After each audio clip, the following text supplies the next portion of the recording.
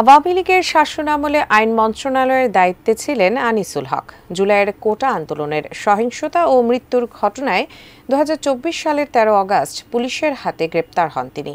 এতদিন ছাত্র জনতার হত্যার অভিযোগে কারাগারে থাকলেও এবার তার বিরুদ্ধে জ্ঞাত আয় বহির্ভূত সম্পদ অর্জনের অভিযোগে নতুন মামলা দায়ের হয়েছে, যাতে বেরিয়ে এসেছে আওয়ামী লীগের এই দোসরের পাহাড় সমান অবৈধ সম্পদের তথ্য।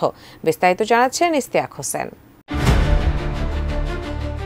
৫ আগস্ট ছাত্র জনতার তুমুল আন্দোলনে আওয়ামী লীগ সরকারের পতন ঘটে বাংলার বুকে। ফলে ক্ষমতা ছেড়ে ভারতে পালাতে বাধ্য হন সাবেক প্রধানমন্ত্রী শেখ হাসিনা।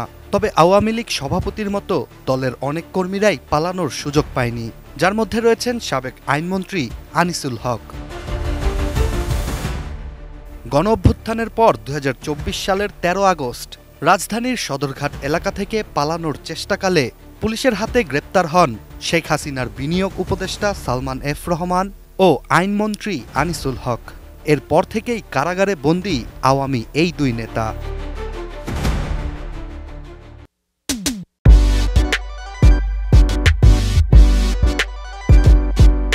এতদিন আইনমন্ত্রীর বিরুদ্ধে ছাত্র জনতার আন্দোলনে সহিংসতা ও হত্যার অভিযোগ থাকলেও এবার তার বিরুদ্ধে উঠেছে গুরুতর অবৈধ সম্পদ অর্জনের অভিযোগ। আনিসুল হকের বিরুদ্ধে নতুন করে এই মামলা দায়ের করেছে বাংলাদেশের দুর্নীতি দমন কমিশন দুদক।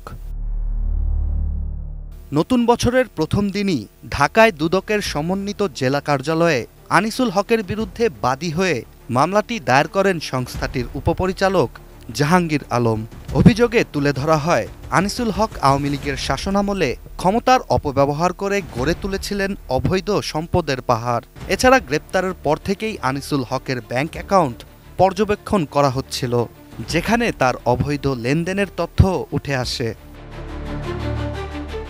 আনিসুল হকের ২৯টি ব্যাংক অ্যাকাউন্ট পর্যবেক্ষণ করে দুদক জানায়, আইন মন্ত্রণালয়ের দায়িত্বে থাকাকালীন ৬৬৫ কোটি টাকার সন্দেহজনক লেনদেনের তথ্য পাওয়া যায়। এসব সন্দেহজনক লেনদেন আরও গভীরভাবে দেখলে ১৪৬ কোটি ১৯,৭০,০৯৬ টাকার জ্ঞাত আয় বহির্ভূত সম্পদ আনিসুল হকের নামে।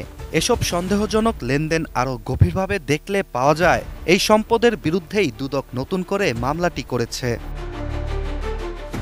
এছাড়া আনিসুল হকের বিরুদ্ধে দায়ের করা নতুন এই মামলাটির বিষয়ে দুদকের মহাপরিচালক এক সংবাদ সম্মেলনে বলেন, প্রজাতন্ত্রের দায়িত্বে থাকা একজন সরকারি কর্মচারী হয়েই সাবেক আইনমন্ত্রী এসব অবৈধ সম্পদ অর্জন করেছেন। বাংলাদেশের মানি লন্ডারিং আইনের আওতায় দুর্নীতি ও ঘুষ সংগঠনের মাধ্যমে অর্থ অর্জন বা সম্পদের উৎস আড়াল করার বিরুদ্ধে নতুন এই মামলায় আনিসুল হকের পরিণতি কি হয়, সেটাই এখন দেখার বিষয়। Istiaq Hossain, ATN news.